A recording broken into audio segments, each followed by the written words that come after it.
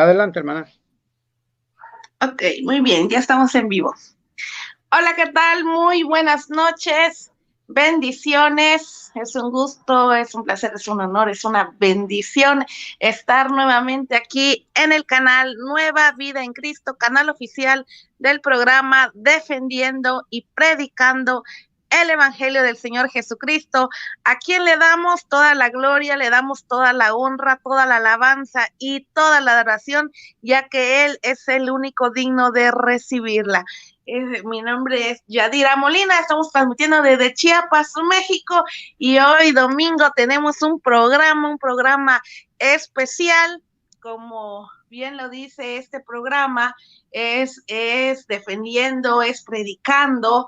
Entonces, por eso de repente por ahí como que algunas personas dicen, pues son ecuménicos porque invitan a católicos, pero no, se va a llevar, es un diálogo con respeto, siempre respetamos, amamos a los católicos, a nuestro prójimo, y nos dividen doctrinas, claro que sí, pero eso aquí no se da, siempre se ha dado en un margen del respeto, y pues el día de hoy no va a ser la excepción. Hoy tenemos a un invitado que pues por ahí ha causado un poquito de polémica, lo cual no vamos a hacer nosotros aquí, sino que queremos que se sienta bienvenido, que se sienta como en casa, en este canal. Como hemos dicho, este canal es de todos, no es de nosotros, es de todos, y así como hemos tenido al licenciado Guido Rojas, a Gustavo Macha,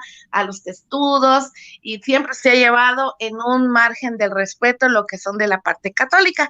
Así que le vamos a dar la bienvenida a Luis Lisboa, que nos va a contar un poco, va a hacer un diálogo sobre su testimonio de conversión al catolicismo. Y pues también tenemos, creo, de Paraguay, ¿verdad? Bueno, ahorita se va a presentar para aquellos que lo conocen y para los que no. Y vamos a ir también con el hermano José Rodríguez desde Chicago, Illinois, de los Estados Unidos, que va a llevar este diálogo con Luis Lisboa, y por eso desde antemano le damos la bienvenida y queremos que se sienta bien, que se sienta confiado. Y bueno, digo, de la misma manera, los que van a ver esta transmisión, si quieren hacer alguna pregunta, si quieren hacer algún comentario, también que lo hagan bajo el régimen o el margen del respeto. Así que bueno, nos vamos con el hermano José Rodríguez. ¿Qué tal, hermano? ¿Cómo está en este día domingo? Bien, muchísimas gracias, feliz día de la abuela. Bueno, sí, tenemos un programa, y yo quería invitar a Luis Lisboa, y qué bueno que aceptó esta invitación. Hemos tenido aquí programas de debates y de diálogos, análisis, de todo. Aquí no estamos, este tema no es para reprocharle por qué dejó la iglesia evangélica, por qué dejó el pastorado, no, es escucharlo. Yo soy una persona que tengo amigos musulmanes, tengo amigos budistas, tengo amigos hinduistas, platico con judíos, tengo amigos zoroastristas. Mi trabajo me permite platicar con muchas personas, y voy a leer un texto bíblico antes de pasar de los micrófonos a Luis Lisboa. Hechos capítulo 16, versículo 14. Dice: entre ellas había una llamada Lidia, que procedía de Tiatira y se dedicaba a comercio,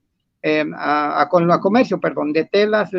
Y Lidia adoraba al verdadero Dios, y el Señor le abrió su corazón para que aceptara las palabras de Pablo, después de haberse bautizado con toda su familia, y le suplicó que se quedara en su casa.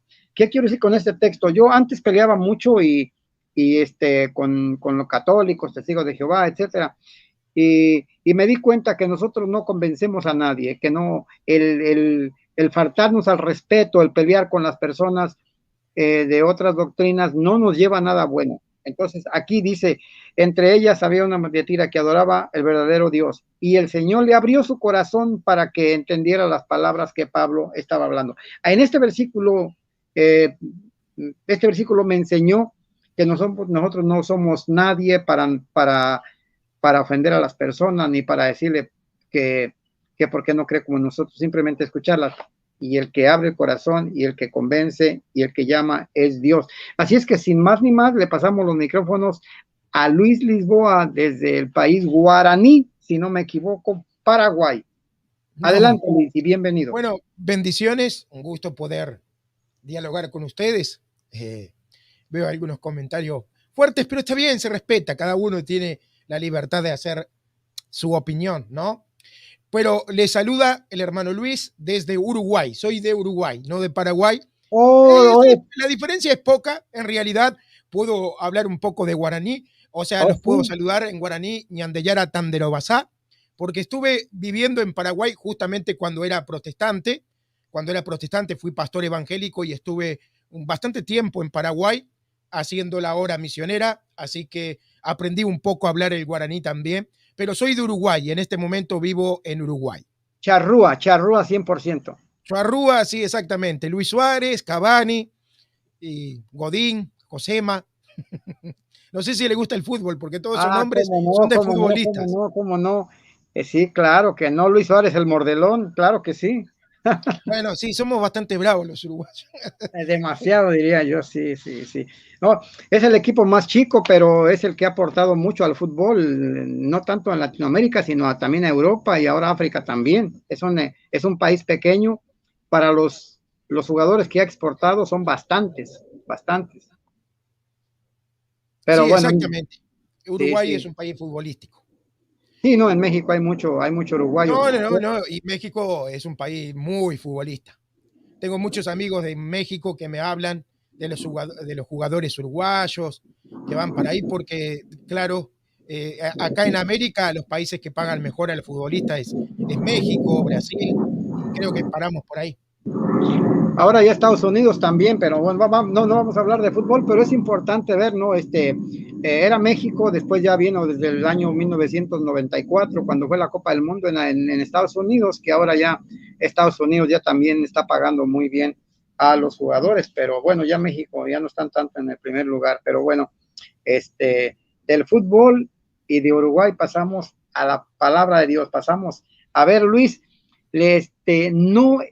no es muy común ver un pastor evangélico que se convierta al catolicismo, ni es muy usual también ver personas que se convierten al catolicismo, pero sí vemos mucho evangélico, mucho católico que se convierte al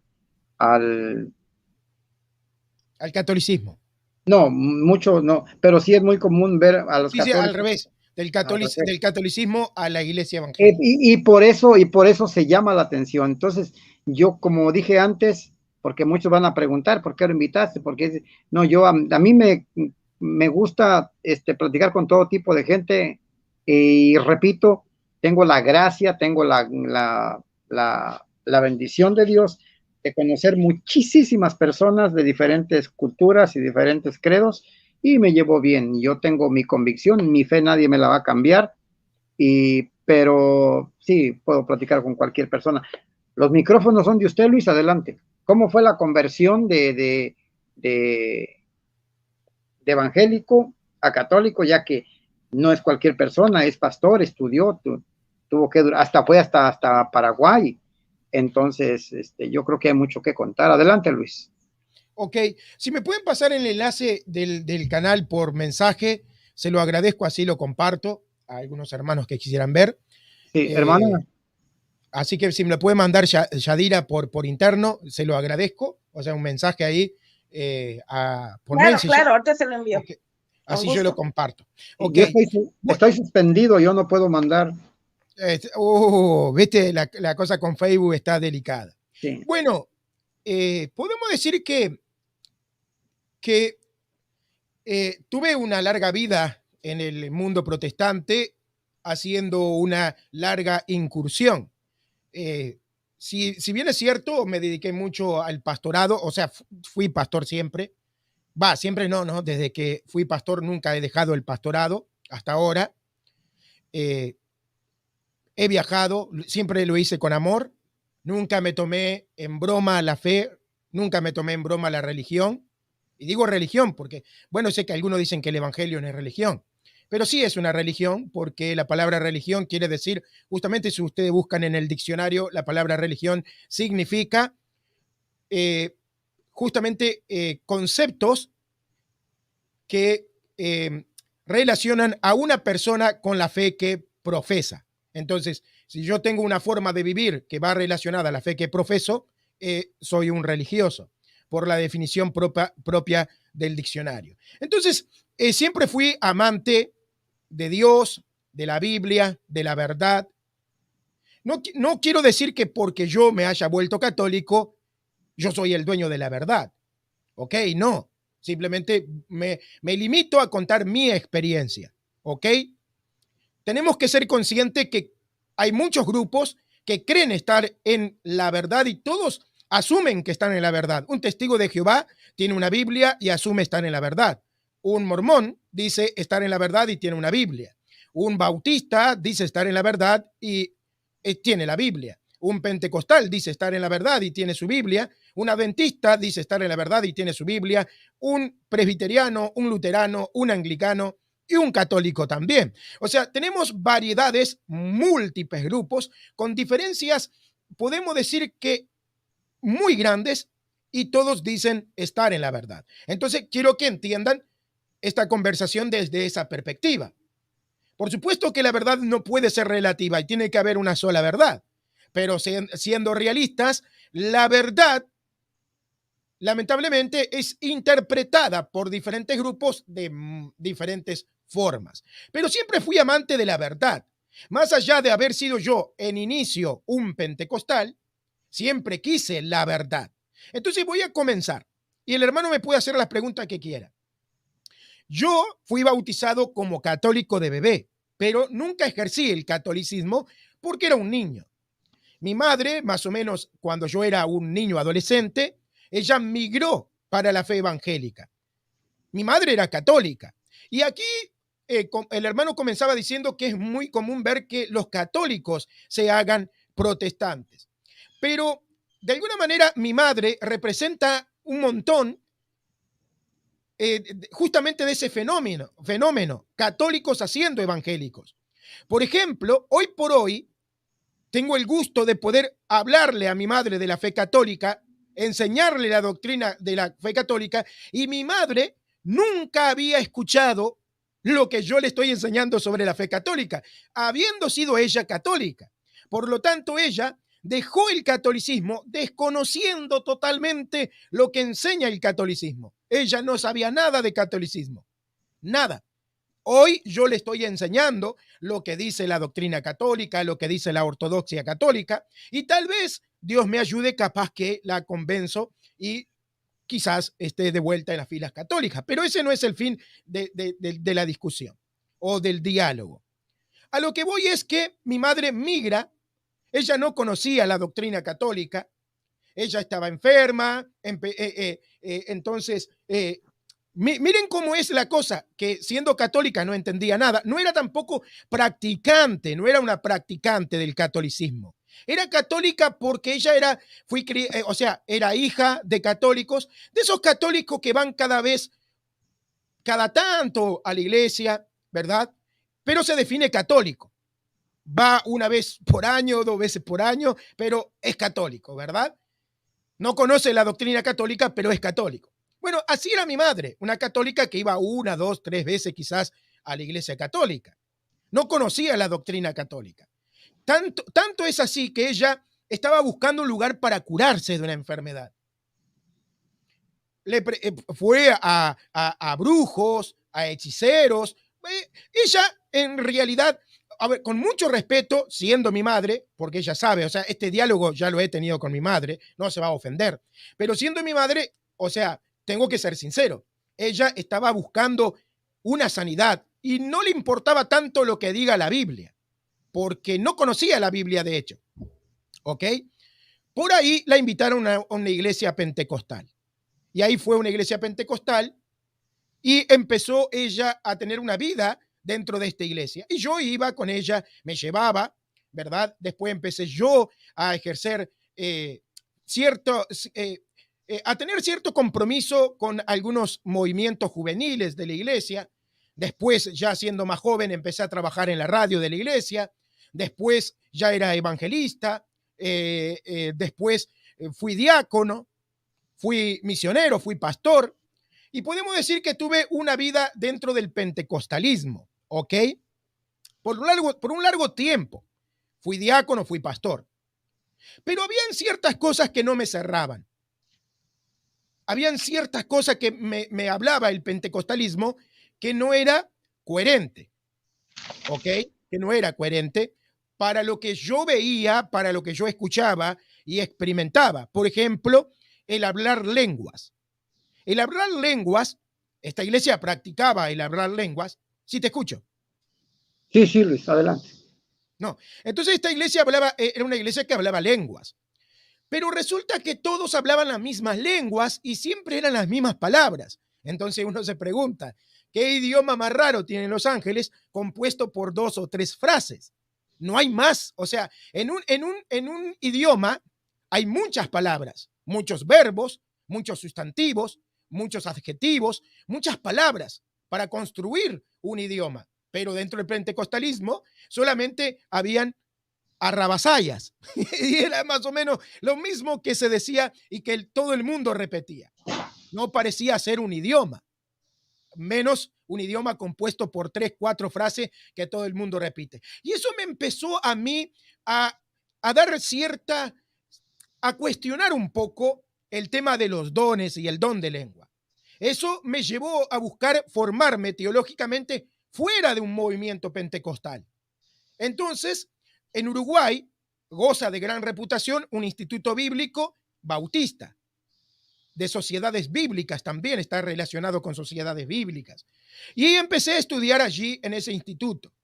Ahí yo hice mi transición a la fe bautista porque me pareció mucho más sustentable, mucho más sólido. La propuesta teológica de los bautistas me parecía, pero mucho más sólida que la propuesta pentecostal. Y para que vean cómo es el tema, cuando yo pasé de los bautistas a la fe, de los pentecostales a la fe bautista, los pentecostales me criticaron mucho, me decían que yo estaba abandonando la verdadera manifestación del Espíritu Santo, que estaba dejando de creer en los dones, que estaba apostatando porque los bautistas no creen en el don de lengua. Entonces, para los bautistas, lo que yo estaba haciendo al volverme, para los pentecostales, al yo volverme bautista, para ellos era como una herejía, era como una traición a la fe pentecostal. Y de hecho, ellos creían que yo me estaba apartando de la verdad, porque los pentecostales tienen su teología y para ellos esa es la verdad. Bueno, ahí yo pasé a la fe bautista. No sé si querés hacer alguna pregunta para no hablar yo solo, querido hermano. Sí, claro que sí. Entonces, usted fue pastor pentecostal. Esa es una pregunta. Yo fui primero pastor pentecostal, primero. Y después bautista. Después fui pastor bautista. Ok. Porque este programa no es para discutir. Le voy a hacer preguntas. Si usted quiere, la responde, y si no quiere, no la responde. Ok, perfecto. ¿Verdad? Pero no se le va a forzar, porque si yo quisiera hacer debate, lo hubiera invitado a hacer un debate, pero no. Exacto. Y si yo quisiera ofenderlo, también, pero yo le dije que no, que yo iba a respetar su palabra. Porque pasa esto. Yo anduve también en muchas iglesias. El testimonio de usted, nomás deme un minuto. Yo anduve en muchas iglesias, desde Testigos de Jehová, mormones, en muchas iglesias, hasta budistas, hasta musulmanes. Ahí no son iglesias, son mezquitas. Pero yo nunca tuve una decisión de decir, a mí me gustaba mucho estar con los Testigos de Jehová, unos salones bien lindos, los mormones, todo. Es un ambiente lindo que se respira, con los pentecostales también. Pero yo soy de corte bautista. Pero nunca quise tomar una decisión porque pensé yo que a lo mejor era muy escéptico yo, y sigo siendo escéptico en muchas cosas. Entonces, lo que nota usted aquí, que usted tomaba decisiones como muy apresuradas, ¿no? Porque fue pastor. nunca fue apresurado porque, a ver, yo era pentecostal, Ok, ¿ok? Y estuve aproximadamente 10 años dentro de la iglesia pentecostal como una persona activa. Y estudié teología pentecostal. ok, Para yo dar el paso para ser bautista, me preparé durante 3 años en un seminario bautista.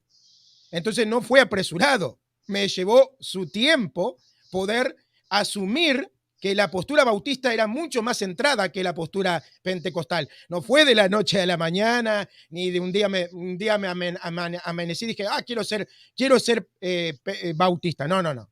Yo no estaba de acuerdo con lo que, o sea, me estaba sonando mal, algunas cosas no concordaban en la postura pentecostal, me dediqué a estudiar. Llegó un momento que ya estudiando casi, bueno, pasaron como 3 años, que yo ya no podía estar dentro de la iglesia pentecostal porque yo habiendo estudiado dentro del seminario, ya tenía problemas de conciencia, porque lo que había aprendido había calado en mi conciencia. Para mí era mucho más razonable la fe bautista que la fe pentecostal. Entonces, ¿cómo puedo yo estar dentro de una denominación pentecostal cuando yo no estoy de acuerdo con lo que se promueve dentro de la iglesia pentecostal? Por ende, eso me llevó a tener que tomar una decisión por un tema de conciencia, porque yo creo que tú estarás de acuerdo conmigo. Se puede ser pentecostal en una iglesia que no me pertenece, porque no era una iglesia mía, era una iglesia que tenían muchos pastores y uno tiene que someterse al concilio, tenía concilio, ¿ok? O una administración, un grupo que lidera esa iglesia. Por ende, cuando uno se hace pastor dentro de esa iglesia o se hace miembro, ahí usted de alguna manera tiene que estar de acuerdo con las doctrinas que le enseñan para correcto. poder ser miembro. Si en algún momento yo ya no estoy de acuerdo y voy a enseñar otra cosa diferente, por ética, yo tengo que tomar 2 decisiones. Primero, la fundamental es hablar con ellos, expresarles mis inquietudes y después mi renuncia. Porque está claro que yo no voy a ser un pentecostal enseñándole a la gente a no ser pentecostal. ¿Entendés? O sea, No, no, está claro ahí. ok, entonces no fue una decisión apresurada para nada. Me llevó aproximadamente unos 3 años.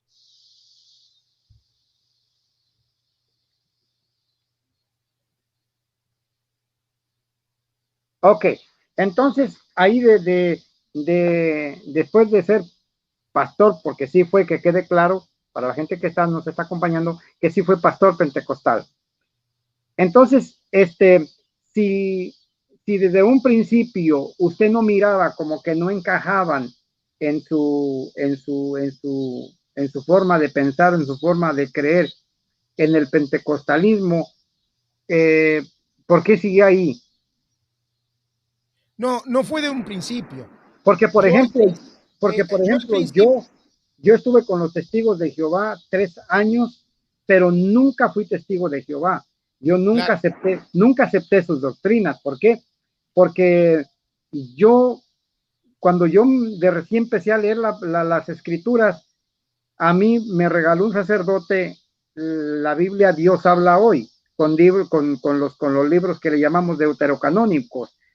Un pastor bautista me regaló una Biblia, la Reina Valera 1960, y tenía yo la Nuevo Mundo Testigos de Jehová. Entonces yo tenía 3 Biblias, ninguna de las 3 concordaba.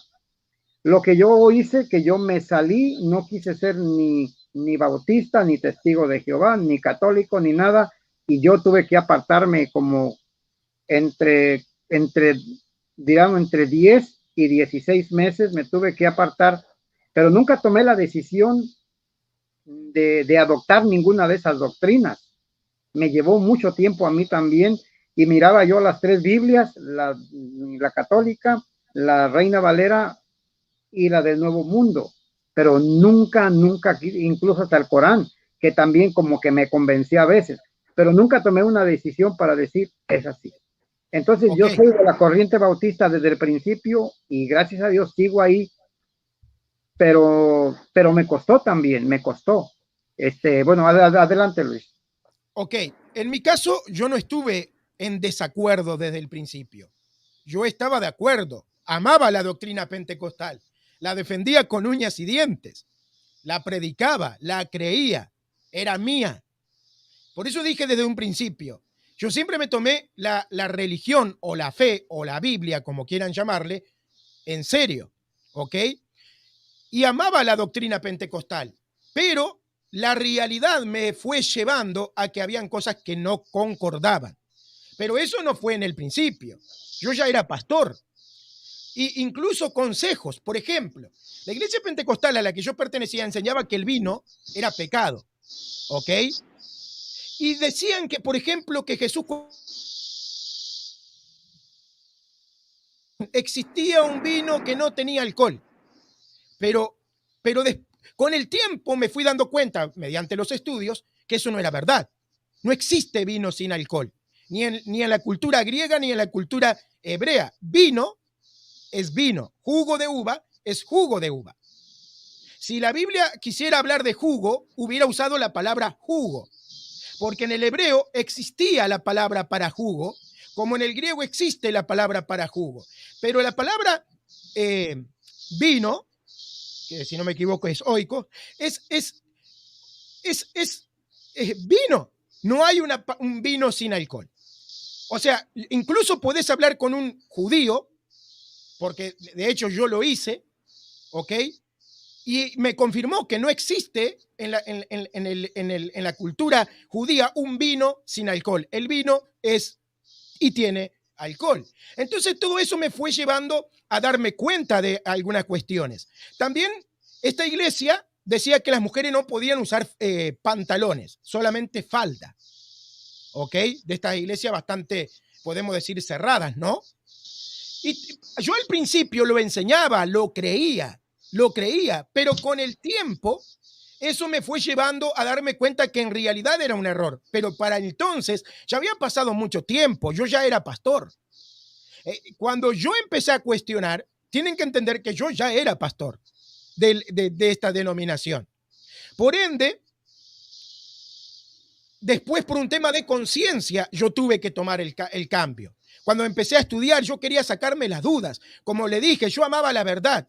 Entonces, ¿es verdad que el vino es vino y que el jugo de uva había un vino sin alcohol? Mira, imagínate que, por ejemplo, la Biblia pedía que se diezmara el vino y la sidra, porque lo único que falta es que digan que hay sidra sin alcohol. No, la Biblia habla de que se tiene que diezmar el vino y la sidra, y que el vino y la sidra, como también el fruto del campo, se debería de comer en una reunión que se hacía cada tanto, la fiesta del diezmo, entre todos los hermanos. Los judíos usaban vino con alcohol porque, por ejemplo, el rey David se emborrachó y no se puede emborrachar con jugo de uva. Era vino, porque usaban el vino. Ustedes van a ver a lo largo de la Biblia que muchos personajes se llegaron a embriagar.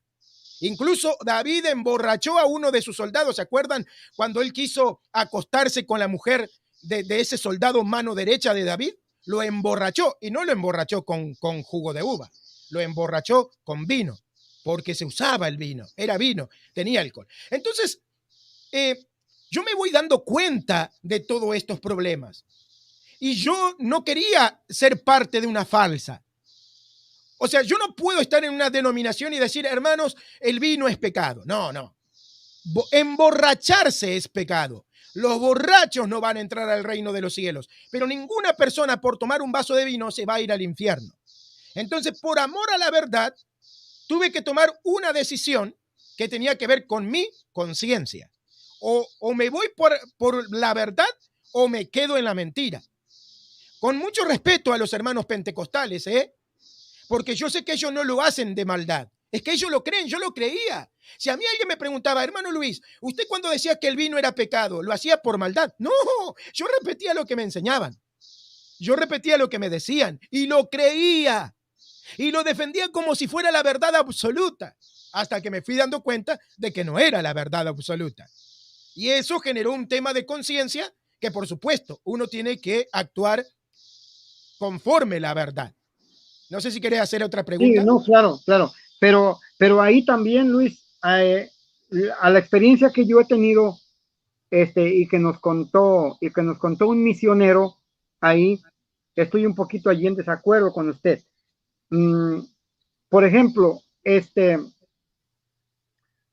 cuenta un misionero que, que él estaba sufriendo, un misionero que fue a un pueblo que se llama en México, se llama Guerrero. Entonces dice que él se tomaba sus cervecitas.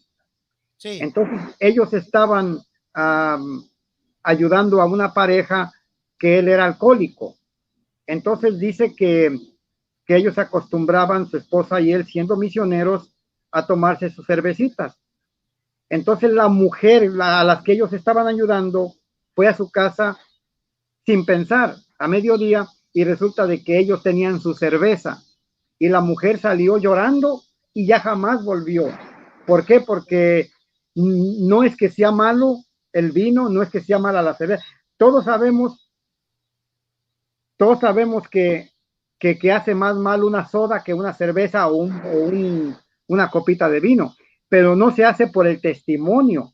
Hasta donde yo sé, tiene más enfermedad o causa más daño una soda, una Coca-Cola, que una cerveza, que hasta donde yo sé. Pero yo en mi caso, yo no tomo por testimonio, no porque haga daño. Yo he estado consciente todo el tiempo haciendo una investigación de qué contiene la cerveza. La cerveza, por ejemplo, en México es hasta bien, porque el vino limpia los riñones, pero no se toma por testimonio a los demás, como dice Pablo, por la débil conciencia de los demás, como dice en primera. No, termino. Sí. Como dice Pablo, no es discusión, yo pongo mi postura. Sí, Como no, dice está bien, perfecto. Sí, No hay un como dice debate. Pablo, si yo como carne, si yo voy a hacer tropiezo, no como carne.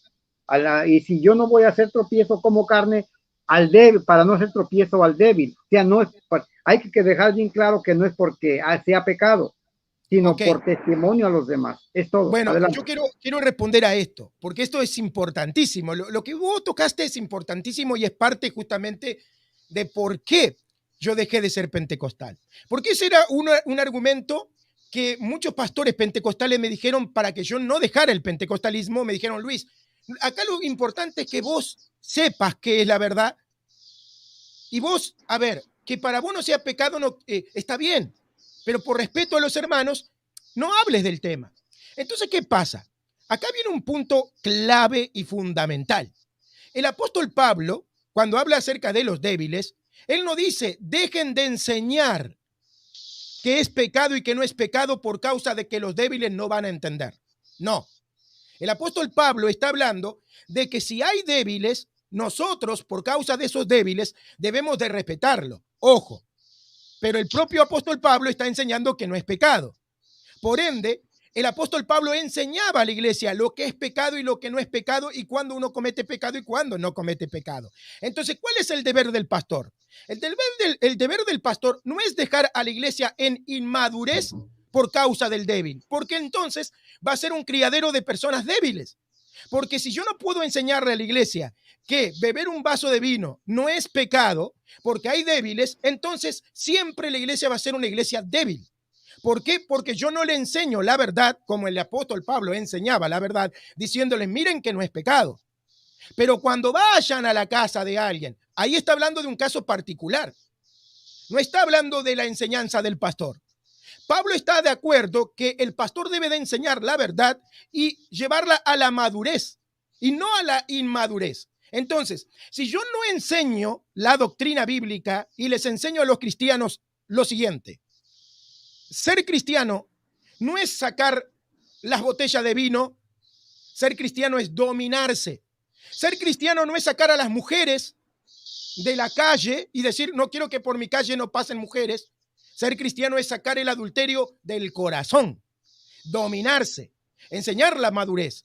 Entonces, yo no puedo ser pastor por eso en la iglesia pentecostal, porque de alguna manera me limitaban a que yo no enseñara a ser a los cristianos maduros, a entender qué es pecado y qué no es pecado, que de enseñarles, educarles por la Biblia, que nadie se va al infierno por tomar un vaso de vino. que los que tienen problema de conciencia deberían de trabajar ellos en su conciencia y afirmarse en el Señor. Entonces, el consejo de Pablo tiene otro contexto, que tiene que ver justamente con aquellos que yo sé que son débiles, pero que todavía no saben, porque de repente no son parte de mi comunidad, no son parte de mi iglesia. Si a mí me invita un pentecostal, por ejemplo, si yo invito a un pentecostal que sé que el vino es pecado, que él piensa que el vino es pecado, yo no voy a ponerle vino. No voy a ser malo por la conciencia del hermano. ¿Entendés? O sea, voy a respetar la conciencia del hermano. Pero eso no quiere decir que yo no pueda enseñar. De eso está hablando el apóstol Pablo. De eso está hablando. De no herir la conciencia de los débiles. Claro, pero no está hablando de no enseñar. Oh, claro, no, pero ese ya depende. Por ejemplo, yo eso lo oí. Pero ¿qué hago yo? Yo tomo mi propia conciencia, mi propio razonamiento y yo digo, bueno, me voy a la investigación, qué contiene el vino, qué contiene la cerveza y me doy cuenta que el vino limpia los riñones. El problema es que las personas abusan. Entonces, por eso dice Pablo, lo voy a leer rápido. Dice Pablo, pues si te ve a ti que tienes el debido conocimiento tomando parte del banquete de un templo dedicado a los ídolos, no se verá inducida tu conciencia. Dice, pero estar poco formada o comer carne sacrificada a los ídolos y así, porque tú te la das de sabio. Es una versión nueva que estoy leyendo, una versión católica. ¿Te puedo hacer una pregunta? La pregunta es la siguiente. Si esa Biblia está en las manos, Pablo escribe esa carta y supongamos que todos reciben esa carta de Pablo. ¿Pablo no le está diciendo a todos que pueden comer tranquilamente? Al menos que le tengamos que arrancar esa hoja a la Biblia para que los débiles no vayan a caer en idolatría por causa de la enseñanza de Pablo. Porque la enseñanza de Pablo está diciendo, hermanos, pueden comer, miren que no es pecado, porque eso está escrito, o sea, es público. Desde el momento que todas las personas reciben esa carta, se hace una enseñanza pública. Entonces, muchos podrían decir, a ver, si Pablo lo dijo, Pablo dice que yo puedo comer comida a los ídolos, así que yo voy a caer en idolatría porque Pablo lo dijo. Entonces, a ver, si Pablo lo enseñó de forma pública, es porque Pablo quiere llevar a la iglesia a la madurez. Pablo no está escondiendo la verdad de la iglesia. Pablo está aconsejando justamente a un sector maduro para que sepa comportarse con los inmaduros. Pero la enseñanza de Pablo es abierta. Pablo no está enseñando, no está diciendo, en la iglesia, ustedes no enseñan que el vino no es pecado, porque algún débil capaz que termina emborrachándose. No. De hecho, esa enseñanza es para la iglesia. Y Pablo le está enseñando a la iglesia que comer comida sacrificada a los ídolos no es un pecado. Se lo está enseñando a la iglesia. Entonces, ahí es donde tenemos el problema. Que si yo tomo el ejemplo de Pablo, yo debo de enseñar la verdad a la iglesia como corresponde y no limitar la enseñanza por causa de los débiles. Yo lo que tengo que limitar es mi comportamiento, que es diferente. Pero en conclusión, lo que Pablo concluye, bueno, sabíamos que al principio no había versículos ni capítulos, pero Pablo concluye este tema diciendo en el versículo 11 y cierra el capítulo 8 de Corintios 1. Dice, por tanto, si por tomar un determinado alimento pongo a mi hermano en ocasión de pecar, jamás tomaré ese alimento para no ponerle peligro de pecar. Otras versiones dicen para no serle piedra de tropiezo. Volvemos a lo mismo, también Romanos capítulo 14 y Romanos capítulo 15 también dice que soportar al débil, el débil en la fe, no para discusión, sino hay, por ejemplo, en la familia, hay discusiones, hay temas que no se deben exponer ante todos, porque unos tienen la capacidad de entender, otros no. Es cuestión también del testimonio. Con lo que Pablo concluye, claro, es, recordemos que a Pablo le importaba mucho la iglesia y los hermanos, y Pablo aquí dice, si por causa de la comida o de los alimentos le voy a hacer tropiezo a uno, mejor no lo hago, porque si aquel... Exactamente, pero volvemos al mismo punto. Pero Pablo lo está enseñando. A eso Claro. es lo que vamos. O sea, Sí, sí. a lo que No, yo y que lo quiero entendí hacer la perfectamente. distinción. Quiero hacer una distinción. Pablo está hablando de cómo tú deberías de comportarte en el caso de que te topes con una persona así. Pero Pablo está enseñando a la iglesia. Es como que me digas, por ejemplo, hermano Luis, tú no enseñes en la iglesia, por ejemplo, a ver, para que entiendas esto. Si yo soy bautista, ¿yo puedo enseñar en internet que hablar en lengua es un error? Voy a herir a muchos hermanos débiles en la fe que creen que hablar en lengua es una verdad y tal vez lo haga tropezar y tal vez se desvíe por mi enseñanza, porque lo que yo estoy enseñando está perjudicando su debilidad. Entonces, vamos a dejar este tema de lado porque si no, no vamos a avanzar. Sí, sí, Pero a mí me parece... eso le iba a decir ahora, eso le iba a Claro, decir. Sí. pero bueno, lo que estoy contando es mi experiencia, ¿ok? Entiendo tu punto.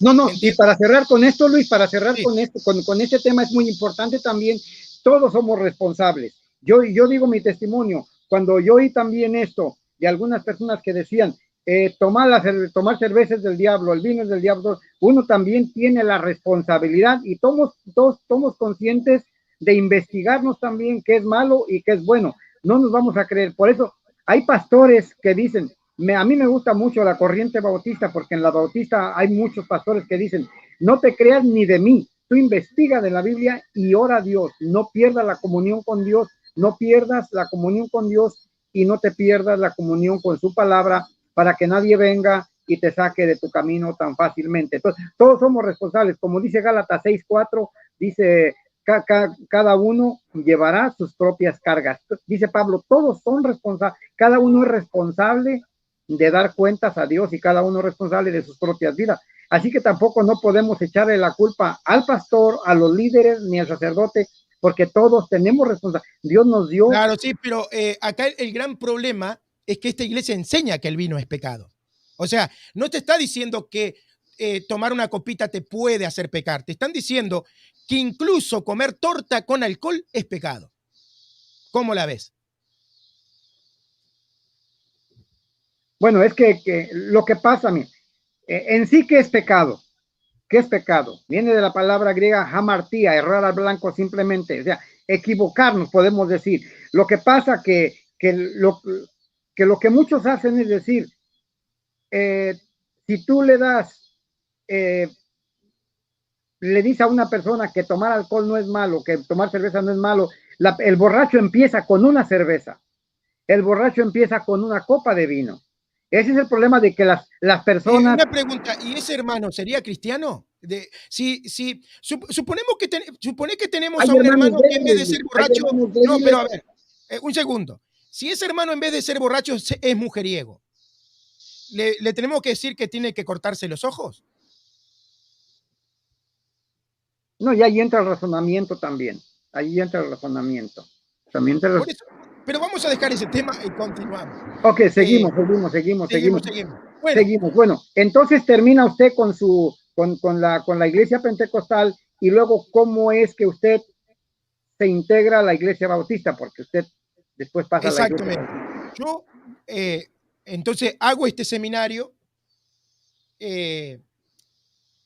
y empiezo a ejercer el pastorado porque me admiten, o sea, en la fe bautista y justamente por tener preparación, puedo seguir ejerciendo el pastorado.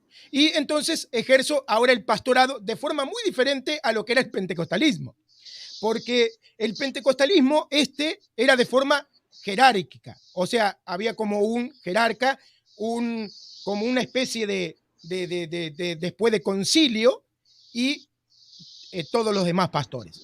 Pero yo fui un bautista particular, independiente, para que se entienda bien, porque acá en Uruguay particular no es reformado, porque acá no existe iglesia particular reformada, hay solamente iglesias presbiterianas y tienen muy pocos años, y yo fui parte de eso. Pero bueno, particular acá sería como independiente, un bautista independiente, no era ni del sur ni del norte, ni era un bautista renovado, porque también están los bautistas renovados que son corte carismáticos, que incluso hasta, no creo que no hablan lenguas, pero tienen ya alabanzas, movidas y cosas así.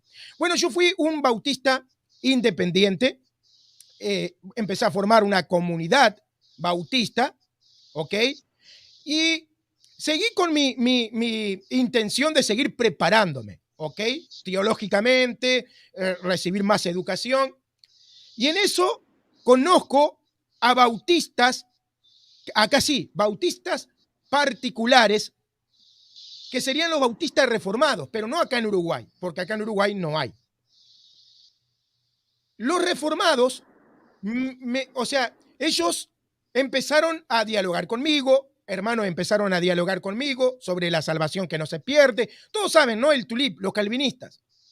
Entonces yo estuve durante 2 años discutiendo con un hermano sobre el calvinismo, hasta que me termina convenciendo. Yo lo quería convencer de que él estaba equivocado y él me termina convenciendo a mí. Y ahí empecé a estudiar la fe reformada, ¿ok? Empecé a estudiar la fe reformada, empecé a prepararme y me terminé volviendo un presbiteriano. ¿Por qué? Porque, claro, sabemos que el calvinismo en sí es el presbiterianismo. Y los bautistas particulares serían como un surgimiento entre un sincretismo que se forma entre anabautistas y calvinistas. Como yo empecé a estudiar la fe reformada, empecé a estudiar a Calvino, empecé a estudiar a John Knox, empecé a estudiar en un seminario reformado, un instituto reformado, ¿ok? Opté por, y justamente presbiteriano, porque era presbiteriano, me convertí al presbiterianismo, ¿ok? Ahora, muchas personas podrán pensar que Luis es un saltamonte. Algunas personas me dicen, Luis, ¿y si vos estudias el budismo, te volvés budista? No. ¿Saben por qué le respondo esto? Porque yo estudié el budismo, estudié los testigos de Jehová, estudié los mormones, estudié todas las sectas que hay, porque eso fue parte de mi preparación teológica. Si el hermano fue bautista, sabe que los bautistas se preparan, igual que los presbiterianos. Yo tengo libros acá de los testigos de Jehová, tengo la Biblia de los mormones. Miren, la Biblia de los testigos de Jehová tiene más de 800 correcciones. No son correcciones, son modificaciones bastante, podemos decir, graves. Estudié sectas y religiones. No soy budista porque el budismo no es lógico, no va de acorde a la Biblia, ni a la lógica, ni a la ciencia. No soy testigo de Jehová porque los testigos de Jehová niegan la Trinidad de alguna manera. No soy adventista porque los adventistas creen cosas que se inventaron, ¿verdad? Como en el siglo XVI, siglo XVII y otras cuestiones más. Y también tienen una distorsión grande en su teología. Pero acá no venimos a hablar de esas sectas. A lo que voy es que estudié el budismo, estudié parte del Islam, estudié parte de la fe judía, pero no para volverme judío, porque yo estaba estudiando teología y parte de las materias, tengo ahí un montón de libros de sectas y religiones. Ya que, Luis, una pregunta. Sí. Una pregunta. Entonces usted era presbiteriano antes de convertirse al catolicismo, era presbiteriano. Sí. Ok. Aquí va una pregunta. ¿Cuál fue ese proceso porque los presbiterianos, yo también estuve en una iglesia presbiteriana, ya yo he estado en muchas denominaciones, muchas religiones budistas, todo eso, pero yo con el único propósito de estudiar, nunca ni el 1% me pasó también, ni me ha pasado, gracias a Dios, de volverme budista, zoroastrista, budista, o sea, todo tengo también todos esos libros que usted dice, ¿verdad? El Tripitaka de Buda, los Vedas, el Ramayana y todos esos libros, los escritos de Confucio, todos estos, pero nunca, ni por mi mente me pasó. Yo me mantuve al margen, e incluso yo tuve que dejar las iglesias que se fue de 12, de 10 a 16 meses, me encerré completamente espiritualmente hablando, nunca tomé una decisión. Pero usted, por ejemplo, el pentecostalismo, la mayoría, porque el pentecostalismo es muy extenso, hay trinitarios, hay unicitarios, hay sabatistas, domingueros, hay de todo. Entonces, mi pregunta es esta: ¿cuál fue el paso usted? Porque al entrar usted a la iglesia presbiteriana, le dicen que ahí tiene que bautizar bebés, ¿sí o no? Exacto. A ver, ¿Cómo adoptó usted esa doctrina? te explico. ¿Qué tanto proceso se llevó? A mí me interesa saber eso. Exactamente. Otra cosa que tienen, y esto es, que tienen los presbiterianos hasta donde yo sé, que no, bueno, aquí en Estados Unidos, prohíben estrictamente hablar del infierno. O sea, dar doctrinas o predicaciones acerca del infierno. No, aquí en este caso, digo, no conozco ese sector del presbiterianismo, es raro, pero en Estados Unidos están los presbiterianos muy liberales, LGTB y todas esas cuestiones que ya casan homosexuales y todas esas cuestiones, ¿no? Pero Entonces, mi si pregunta hablamos, es, pero mi pregunta es sí, directa. ¿Cuál fue su proceso, su asombro al ver que tenía que bautizar infantes? Porque al ser presbiteriano tiene que bautizar infantes. acá voy a poner un razonamiento lógico para que ustedes entiendan cómo funciona mi cabeza. Como le dije, yo amo la verdad y quiero la verdad. ¿Ok? Quiero la verdad. Yo sé que para un pentecostal y un bautista el tema es solo la Biblia, solo la Biblia. Pero yo ya estaba dejando de lado ese concepto de solo la Biblia porque estaba estudiando la historia de la iglesia, los padres de la iglesia, etcétera. O sea, todo lo que se estudia en teología. Entonces, vamos a ponerlo así. La iglesia católica, antes del siglo XV, ¿bautiza bebé? Sí, claro, por supuesto. El bautismo de bebé aparece desde el siglo I en adelante en escritos. Y se supone que los apóstoles bautizaban bebé. No tenemos escrito en la Biblia, por supuesto. Pero al tener escritos, por ejemplo, de sucesores que dicen, hemos recibido esto nosotros de los apóstoles, entonces se supone que los apóstoles le enseñaron. Pero no importa, no vamos a entrar en ese detalle. A lo que vamos es, la Iglesia Católica antes del siglo XV bautizaba bebé. Creía en la Trinidad. Él creía, bueno, todos lo saben los que creen los católicos. Sí, sí, sí. Ok, se divide la iglesia. Los primeros protestantes son los luteranos, los calvinistas y los anglicanos. Estoy hablando de los protestantes que se figuran como protestantes, no los anabautistas, porque los anabautistas más bien se ven como una secta. Incluso estoy hablando a la visión de Martín Lutero, Zwinglio y Juan Calvino. ¿Ok? Y Teodoro Beza. Exacto. Entonces, ¿qué pasa? Para los anabautistas es como otra rama que ya existía antes de la protesta, ¿ok? El hermano sabe bien, de seguro, porque veo que estudió bastante. Entonces, el primer movimiento que se forma es un movimiento que bautiza a bebé, que cree en los sacramentos, dos al menos. Creen en la presencia real de Cristo, porque los presbiterianos creen en la presencia real de Cristo en la Eucaristía. ¿Ok?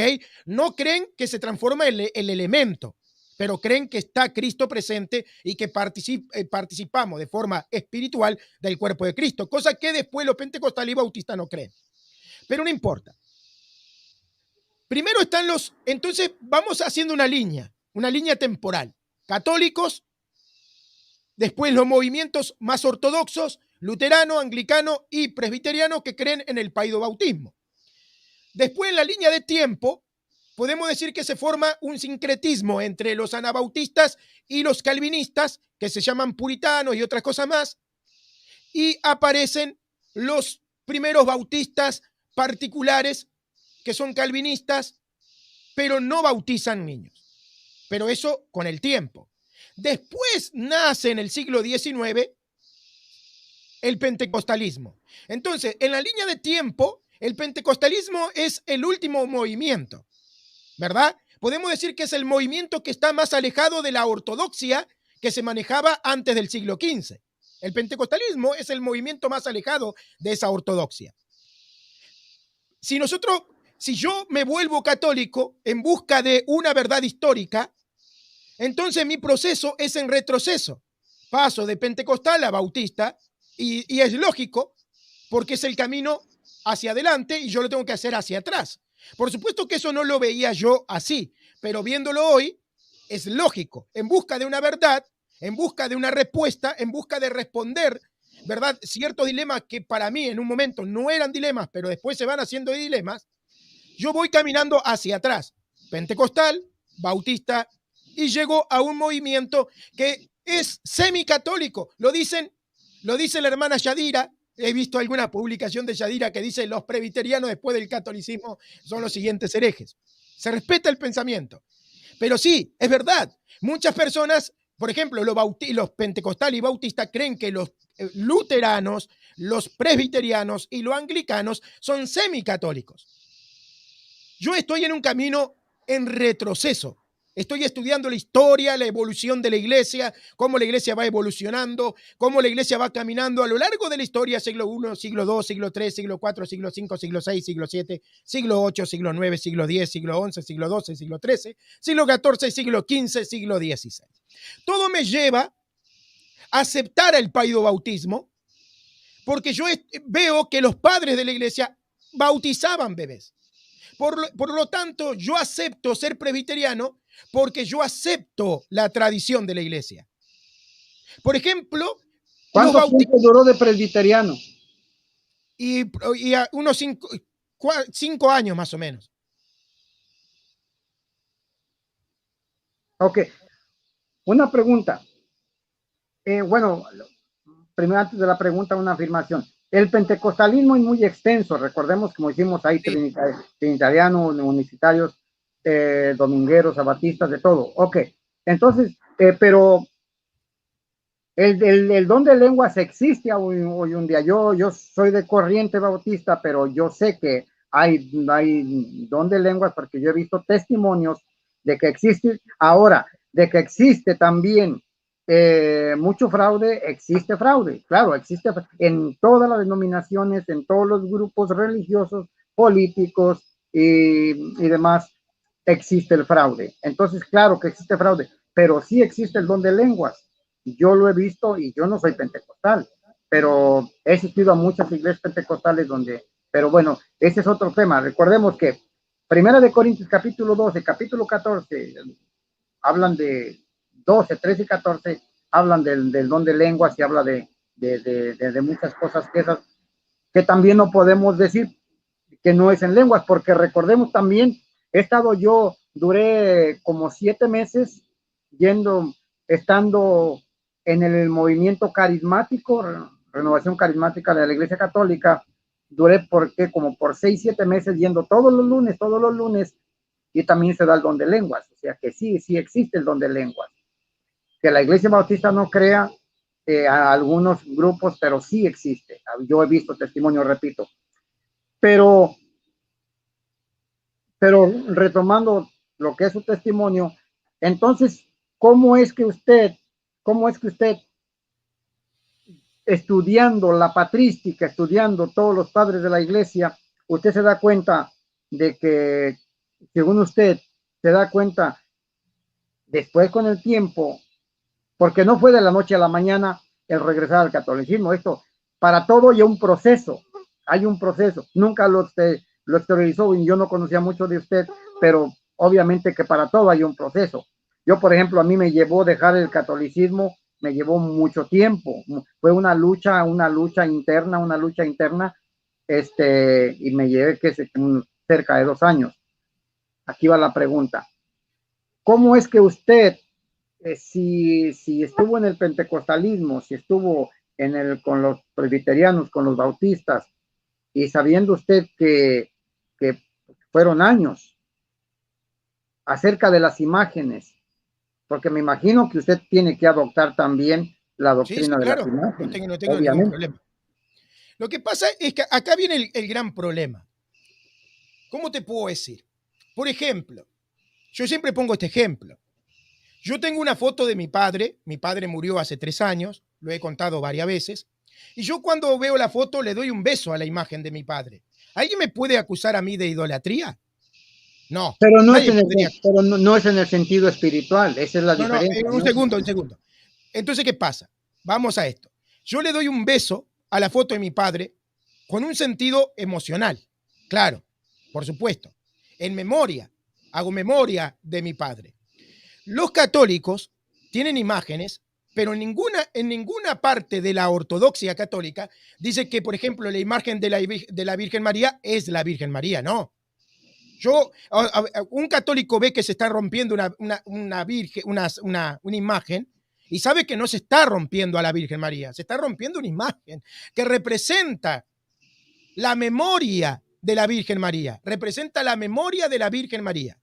El problema, yo creo que en realidad no es tanto con la imagen, más bien capaz que el problema que usted tendría es la oración o la intercesión o el pedido que se le hace a María, más que la imagen, porque la imagen para el católico es algo que representa la memoria de un santo, nada más. O sea, yo mañana puedo hacer una estatua de mi padre como una imagen y no la idolatro como a Dios. Yo no digo que esa imagen sea Dios, porque la mayoría del argumento protestante es porque Éxodo dice que no harás imagen.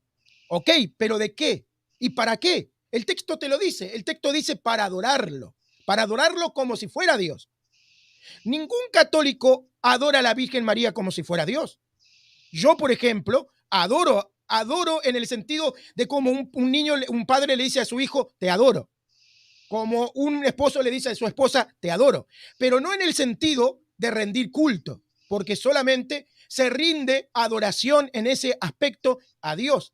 A la Virgen María se le venera a cualquier santo, como yo venero a mi padre, como venero a mi madre.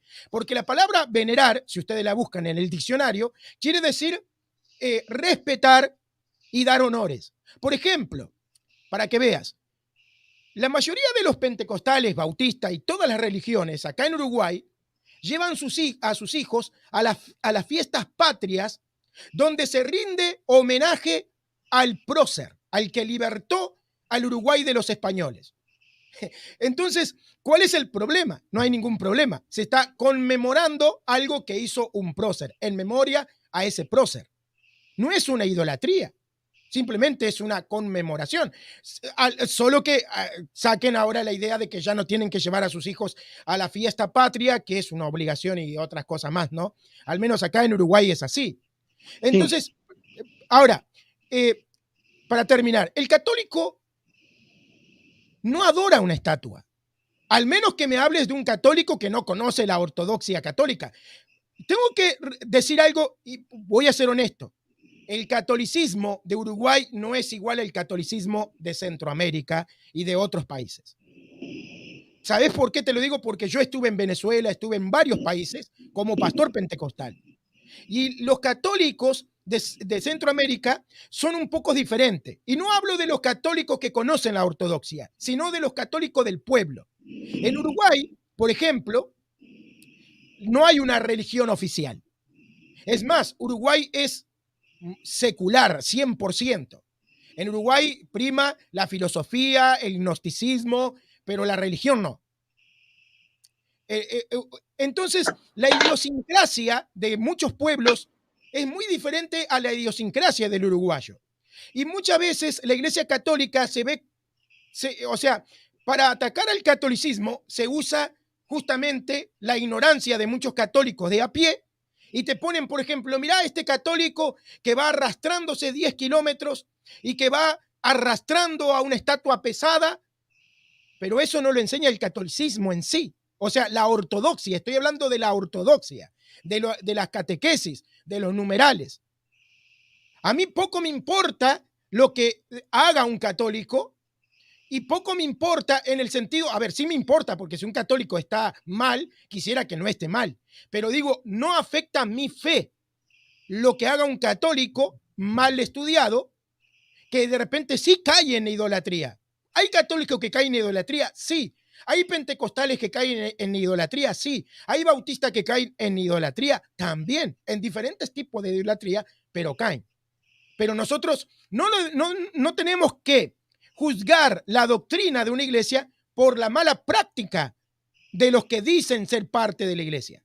Nosotros debemos de limitarnos a la doctrina. Y si hay errores dentro de la iglesia, pero la doctrina es correcta, lo que corresponde es apoyar la edificación de la iglesia y ayudar al catolicismo o a los que dicen, porque acá no estoy ayudando en sí a la ortodoxia católica, estaría ayudando a muchos católicos no estudiados o no preparados o que no le han dado importancia a su preparación, a que tomen en serio la doctrina católica, empiecen a estudiarla y a conocerla. Pero ¿sabe qué, Luis? Lo que pasa, por ejemplo, en México, el 82, yo soy mexicano, el 82% es católico. Y si usted va, por ejemplo, viene el Día de la Virgen de Guadalupe, van,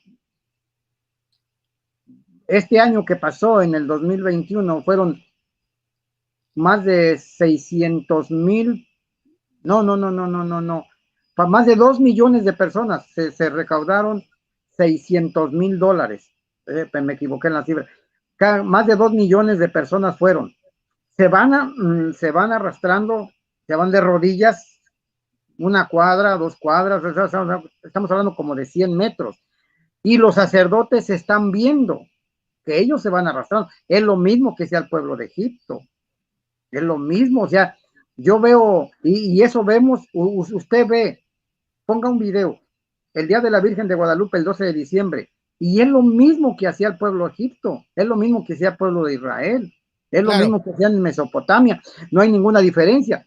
Usted dice del pentecostalismo y los bautistas, claro que sí, pero es una mayoría, una minoría, y el catolicismo es una mayoría la que practica la idolatría. Mi pregunta es, ¿dónde están los líderes?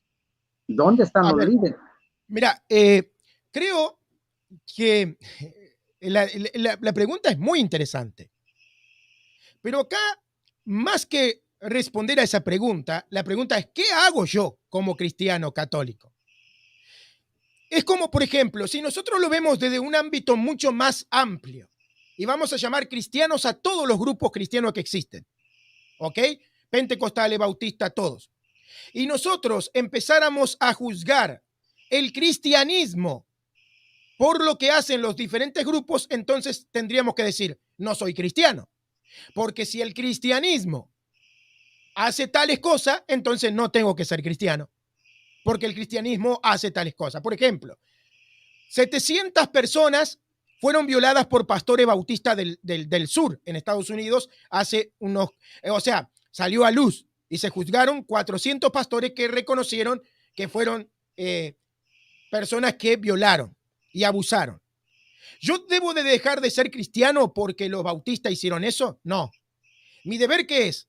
¿Cuál es mi deber? Mi deber es defender la verdad a pesar de los malos ejemplos. Yo debo de dejar de ser cristiano porque los presbiterianos están dentro de la lista de los que cometieron crímenes contra la humanidad en Canadá, porque está dentro de la lista. Si no, pueden fijarse en la página oficial que tiene Canadá sobre el famoso delito que se cometió contra los niños indígenas, y está la iglesia presbiteriana involucrada. Debo dejar de ser cristiano porque fueron cristianos los que hicieron eso, porque ellos decían ser cristianos. Los pastores que cometieron los abusos decían ser cristianos. Entonces, si yo voy a empezar a rechazar todo porque los cristianos hacen esto o hacen aquello, entonces tengo que dejar de ser cristiano. Entonces, yo no estoy llamado a juzgar la Biblia y la verdad de la Biblia por el mal ejemplo de los cristianos. Yo estoy llamado a defender la verdad. A mí lo que me importa es que la ortodoxia y la doctrina católica sea la verdad. Partimos de ahí. Si es la verdad, pero no se está de repente actuando en ciertos sectores como corresponde, bueno, actuemos, defendamos la verdad. Desde la verdad, defendamos a la verdad. Desde mi posición voy a defender, voy a oponerme, voy a enseñar, voy a educar, voy a tratar de colaborar, voy a tratar de corregir. Por ejemplo, todos saben que ahora en Alemania hay sacerdotes católicos que están casando homosexuales. ¿Vamos a juzgar a la Iglesia Católica por eso? No, porque la Iglesia Católica está haciendo justamente una gran reunión que lleva muchos días para solucionar ese tema y si fuere necesario, se va a dar una ruptura. Si fuere necesario, lo que se busca es que esas personas se arrepientan. Entonces, ¿yo debo de juzgar al cristianismo por los errores de un grupo? No, yo debo de defender la verdad con la verdad. Si hay bautistas que cometen errores, yo no voy a dejar de ser cristiano. Si hay presbiterianos que cometen errores, yo no voy a dejar de ser cristiano. Si hay católicos idólatras, yo no voy a dejar de ser cristiano. Si hay, por ejemplo, si hay católicos adúlteros, ¿voy a dejar de ser cristiano? No, porque yo conocí adúlteros pentecostales, conocí adúlteros bautistas, conocí adúlteros presbiterianos. Entonces, que ellos cometan adulterio es problema de ellos. Yo me voy a dedicar a defender la verdad desde la verdad. Y voy a pelear por la iglesia de Cristo. Pero y, qué, ok, sí. ok. Usted reiteró bastantes veces la verdad, la verdad, la verdad. Entonces, ¿por qué usted dejó la iglesia presbiteriana si ahí podía usted seguir con la verdad? Porque no estaba en la verdad. Pero usted dice, como sí. yo no voy a dejar de ser bautista por otras personas. Yo no voy a dejar Exacto. de ser... Acá está el punto. Tiene que ver con la verdad. Por eso estoy diciendo que yo no Pero puedo qué dejar de verdad. ser católico. ¿Por qué no puedo dejar de ser católico? Porque, por ejemplo, ¿por qué no soy bautista? No soy bautista porque rechazan el paidobautismo. Gran error.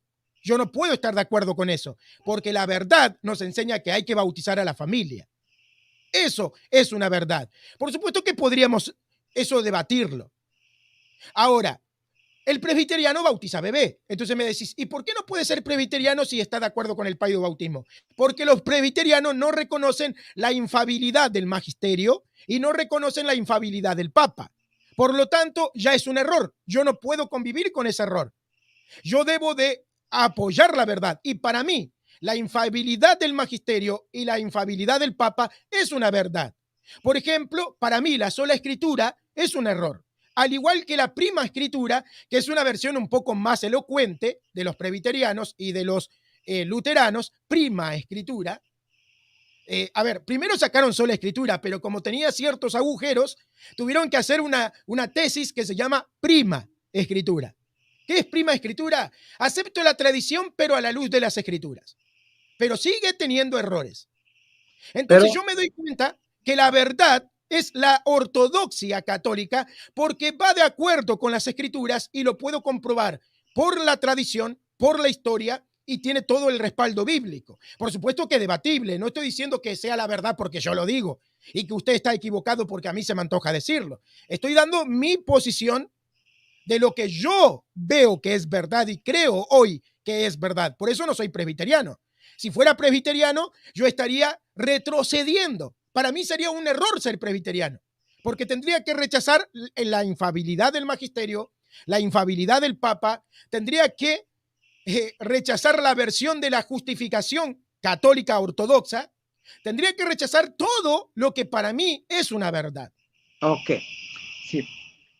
En Juan capítulo 18, versículo 40 y 41, Pilato le hace una pregunta magistral y tremenda a nuestro Señor Jesucristo y le dice, ¿qué es la verdad?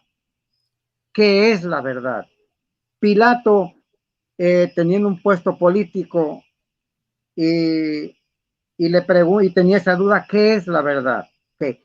La verdad, usted sabe, Luis, que la verdad es inamovible. La verdad no tiene cambio. Muchas personas dicen y decimos, ¿qué es la verdad? Yo trabajaba en un restaurante griego y venía yo como a la 1:30, 2 de la mañana, venía en el autobús y me recuerdo que yo encontré un folleto que decía, fue cuando yo estudiaba las doctrinas de Zoroastro, de los budas, de los musulmanes, de los hindúes, todos esos, Tripitaka, los escritos de Confucio, y todas estos escritos y estas doctrinas, cuando yo me encuentro un folleto que dice yo soy el camino, yo soy la verdad, yo soy la vida. Yo dije, aquí encontré la verdad, aquí encontré la verdad. La verdad es Jesucristo. Me llamó mucho la atención que el Señor Jesucristo no dijo, yo conozco la verdad, yo tengo la verdad. Me llamó la atención que dijo, ego en mí, yo soy Exacto. la verdad, yo soy la Estamos verdad. totalmente de acuerdo. Entonces, gracias. Entonces, Luis, la verdad es Jesucristo. Ahora usted Sí. dice, nombra de muchos grupos, pero que quién tiene la verdad y cómo me voy a salir del pentecostalismo, cómo voy a dejar la iglesia bautista, la iglesia presbiteriana, etcétera. Pero aquí lo que vemos es que la iglesia de Jesucristo es todo aquel que ha creído en él, y eso yo creo que no creo que eso usted lo haya hecho a un lado, ni en No, saco roto. por supuesto. Eso Me es lo que me lleva imagino a que ser no, católico. Es me lo que me lleva a imagino ser que no. católico. Entonces, Jesucristo tiene que ser el centro de cada persona. Entonces, como usted dice, y yo lo digo con mucho respeto, porque este programa no es para, yo le dije, yo no lo voy a atacar, va a ser como tipo entrevista solamente, porque Sí, yo sí, sí, quiero sí. saber, así como he platicado, lo dije al principio, con No, musulmanes, a mí me budistas, encantó etcétera. dialogar contigo. Mira, me encantó dialogar contigo porque, a ver, vengo de una mala experiencia donde me invitaron supuestamente a contar el testimonio y salieron atacándome. Usted me hace preguntas y son preguntas razonables. La otra, usted es una persona que sabe dialogar y tiene su lectura, tiene su conocimiento y da gusto dialogar con personas que razonan. No te estoy diciendo que me des la razón, sino que veo inteligencia de tu parte y No, eso a mí me encanta. lo que pasa es que yo aprendí que yo no puedo cambiar a nadie. Yo puedo ofenderlo a usted y yo puedo decirle que es una idólatra pero yo no voy a ganar nada, yo no lo voy a convencer porque el que convence es el Espíritu Santo. Entonces, he aprendido eso. La vida cristiana es un aprendizaje, es un aprendizaje. Entonces, tenemos que ir aprendiendo. Entonces, cuando yo leí ese folleto, ahí me quedé, que dice Jesucristo, yo soy el camino, yo soy la verdad, yo soy la vida. Todo aquel que busca a Jesucristo, todo aquel que sigue a Jesucristo y que lo tiene como Salvador, ese forma parte de la iglesia de Jesucristo. Usted sabe, no sé si ya cambió ese concepto, me imagino que sí, pero lo respeto, que nosotros los evangélicos creemos en que todo aquel que reconoce a Jesucristo como Salvador y su señorío, forma parte de la iglesia verdadera, no importa en qué grupo esté, porque Dios lo ha llamado. Y yo creo que Dios tiene personas en la iglesia católica, en la iglesia presbiteriana, en la iglesia bautista, en la iglesia, hasta con los testigos de Jehová, hasta con los mormones. ¿Por qué? ¿Por qué creo eso? Porque el Señor Jesucristo dijo, vosotros sois la luz del mundo, y Dios es tan bueno y es el amor tan grande que Dios tiene hijos donde quiera. La razón no la sé, y este también es un concepto mío, no quiere decir que lo que yo No, no, estoy no. diciendo es De hecho, lo que acabas de decir lo dijo el Papa en términos generales. O sea, no tan así, pero lo dijo el Papa.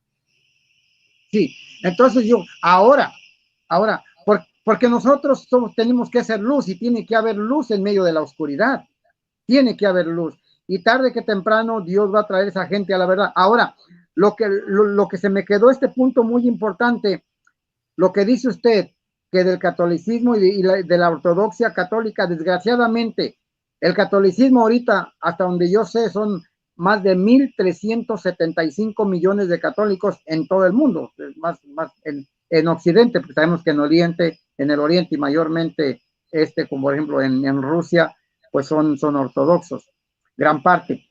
Pero el problema del catolicismo, Luis, y eso usted me va a dar la razón, estoy seguro, que muy poca gente está educada, doctrinalmente hablando, porque yo Bueno, en mi México lindo y querido veo muchísima idolatría, pero muchísima idolatría. Ahora, con eso termino, para dar el paso a usted. También de lo que dice de las imágenes, yo lo veo, siempre he visto a la Iglesia Católica, y lo digo con mucho respeto, que la Iglesia Católica practica lo que es el empirismo. ¿Por qué? Porque la ciencia empírica dice, yo si no toco, no creo, si no veo, no creo. Entonces, ese punto se me pasó, estar frente a una imagen ¿no se le hace a usted que es practicar el empirismo? Porque Hebreos capítulo 11, versículo 6 dice que sin fe es imposible agradar a Dios. Y si nosotros creemos y buscamos a Dios por medio de una imagen, ¿usted no cree que estamos dejando la fe y siendo empíricos? Adelante, Luis. No, creo que acá hay que separar dos cosas. Primero, sí es verdad que en términos generales podemos decir que la mayoría son católicos en la población cristiana, pero eso no quiere decir que todos los católicos sean católicos educados. ¿Por qué? Porque aunque muchos se confiesan católicos, algunos van una vez por año a la iglesia católica. De hecho, me encontré con un católico que me dijo, yo vengo después de un año o voy cada tanto. Y eso es muy común. Es más común encontrar personas que van cada tanto a una iglesia católica que verdaderos católicos que van todos los domingos a misa. Porque esa es la realidad. A ver, ¿está lleno de católicos, de personas que se dicen ser católicas? Sí, lo respeto, está todo bien. Pero el tema es, ¿son católicos de verdad? ¿Están actuando como el catolicismo lo enseña? Eso es otro tema aparte. Y lo mismo con las imágenes. Por supuesto que si un católico está delante de una imagen y piensa que de esa imagen va a salir poder, eso está mal. Ok. Si usted como católico, ¿usted le ora a las imágenes actualmente? Como ¿O tiene su católico, imagen? Yo sé que usted no cree que la imagen le lo escuche. Yo sé que usted cree que esa representa a la persona que usted está pidiendo. Porque le voy a hacer otra pregunta después de esta. ok. Yo no le oro a las imágenes. De hecho, los católicos no le oran a las imágenes. O capaz que lo hacen los malos católicos. En realidad, yo puedo, ¿cómo te puedo decir? Pedir intercesión a los santos. La imagen solamente es una memoria, nada más. Pero que usted como pastor, usted no nunca practicó ni usted nunca estuvo convencido de que solamente a través del Señor Jesucristo podemos llegar a Dios. Por ejemplo, Hermano, disculpa, tengo una urgencia. Si me das 5 minutos, vuelvo contigo, ¿ok? Porque habíamos calculado una hora y ya vamos 1 hora 20. No me gustaría cortar la conversación, pero tengo algo que hacer y podés seguir hablando si querés comentar y ya vuelvo, ¿ok? Ok, entonces, pero sí regresa en 5 minutos. Sí, vuelvo. Perfecto, lo Veo esperamos. si puedo solucionar esto y vuelvo, ¿ok? Perfecto. Bueno, ¿qué tal? Bueno, estoy escuchando el diálogo que han tenido Luis Lisboa con José Rodríguez, pero no sé, hermanos, si van a proseguir. Yo nada más, la pregunta es, ¿iba usted a moderar un debate? Si sí lo va a hacer hermano Montoya para que le dé seguimiento y pueda seguir con el diálogo. Sí lo va a hacer, sí lo va a hacer, hermana. Yo tampoco no creía, es que teníamos 1 hora antes, pero Luis tuvo problemas. Yo aquí me quedé, mire, yo estaba trabajando aquí y ya no me pude mover también porque estaba lloviendo y mire, estoy así lleno de mosquitos, pero ya no me puedo mover tampoco. Entonces, yo también ya quiero irme, pero como es un diálogo que no se da todos los días, entonces, ¿quién es ese de que está aquí con nosotros? No sé quién es. ¿Quién? El que está aquí con nosotros. Ah, el Luis Lisboa. El que, es que. El que No, sí, es que ahí. cerró su cámara. Sí, no, ya ahorita lo vi, de pronto pensé. No se ha compartido el link con nadie, únicamente es un diálogo entre ustedes dos, en el margen del respeto. Puse ahí una pregunta por si le iba a contestar, porque, bueno, los que están siguiendo esta transmisión, si quieren hacerle preguntas, a Luis Lisboa, está en toda la disposición de contestarla. Vamos ahorita bueno, yo me voy a un debate, pero voy a estar pendiente aquí en este diálogo para, ya están listos, ya están listos los debatientes, es el hermano Omar Suástegui, más conocida como El Mancho, va a debatir con Héctor Arratia, que es sobre la divinidad del Señor Jesucristo. Así que vamos a comenzar en unos minutitos ya, unos 5 minutos comenzamos. Y bueno, entonces me traslado para allá, los dejo y voy a estar pendiente. ¿Se va a transmitir por ese canal también? En este mismo canal, en 5 minutos iniciamos, así que me voy para allá para darle continuidad. Voy a dejar ahí la pregunta de Josué Ramos. Si quieren hacerle preguntas, así como esta, que la pongan en letra mayúscula, para que sea más, porque están entrando muchos mensajes, para que sea más fácil de identificar que es una pregunta, y yo la suba. Si considera Luis que la quiere contestar, la va a contestar, es lo que él dijo. En caso que si es una pregunta que puede ser tal vez agresiva, no sé, que considere, probablemente no la conteste, pero está en toda la disposición de contestar todas las preguntas. Así que pueden hacer preguntas ahorita en lo que regresa. Y bueno, y vamos a dejar al hermano José, pues que haga no sé si una remembranza, una reseña de lo que está sucediendo. Yo tuve que salir porque me tuve que trasladar de un lugar a otro. No vi todo el diálogo, solo al principio, pero ahí los dejo, hermano José, y regreso enseguida. Sí, gracias, pero se salió Luis, a ver si lo puede entrar otra vez. Se salió, ¿verdad? Sí salió, pero no lo tengo acá abajo. No sé, hermano, si vuelve. Dejamos abierto. ¿Usted seguirá estos 5 minutos? Sí, le quedan 3 minutos, dos minutos. Si no regresa, okay, puede ser que lo podamos continuar mañana. Bueno, tal vez regrese para decir quién lo va a seguir, porque sí, no creo que deje, no se despida. Así que en lo que regresa, yo voy al otro, a ver el otro del debate. Sí, gracias, mi hermana, gracias, porque ahí dígale al hermano Montoya que muchísimas gracias por suplirme para la moderación de este debate, porque realmente yo algo presentía que no se iba a poder, ¿no? Entonces, gracias, hermano Montoya, que gracias. Y bueno, pues entonces yo espero a Luis, nomás si esté al pendiente, porque usted es la única persona que lo puede subir.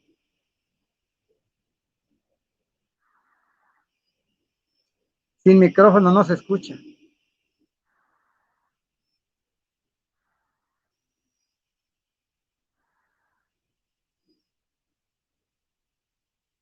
No se escucha nada. Me está mandando mensaje Luis Lisboa, déjame checar. A ver. Sí, bueno, repito, este diálogo yo ayer platiqué con Luis Lisboa y le pedí que viniera, y me dice, ¿me vas a atacar? ¿Me van a atacar? Okay. No. Dice que pide una disculpa, que no va a poder seguir con el diálogo, así que se despide, ya no le va a ser posible regresar. Entonces tendremos que dejar aquí la transmisión, hermano. No, pues entonces ya yo también me despido, pues él es el protagonista. Tenía 2 preguntas para él, muy importantes, las dejé hasta el último, así es que bueno, y yo le dije que también que era 1 hora, pues nos pasamos, así es que bueno, nos excedimos de tiempo porque siento que fue muy amena la plática. Como digo, yo le prometí que no le iba a faltar al respeto. Dios es el que toma el control de todo, así es que yo le dije que yo lo iba a tratar en este margen. Es que bueno, muchas gracias a los que nos acompañaron, Dios los bendiga, y muchas gracias a Luis.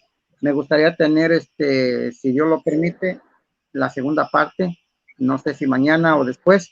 Así es que mi hermana, gracias también, y a Luis también, y a los que nos acompañaron. Así es que pues ahora seguimos con el debate, la doble naturaleza del Señor Jesucristo entre los hermanos Arratia y el hermano mancho. Bendiciones a todos y gracias. Y no olviden que no así importa es, la religión y que tengan, dice que sí va a seguir el diálogo, así que se compromete a darle seguimiento a la segunda parte de este diálogo. Ahí ya está respondió. mandando mensaje, me dice que sí, seguirá con la segunda parte de este diálogo. Así que muchísimas gracias, Juan José Rodríguez, a los que vieron esta transmisión, este diálogo.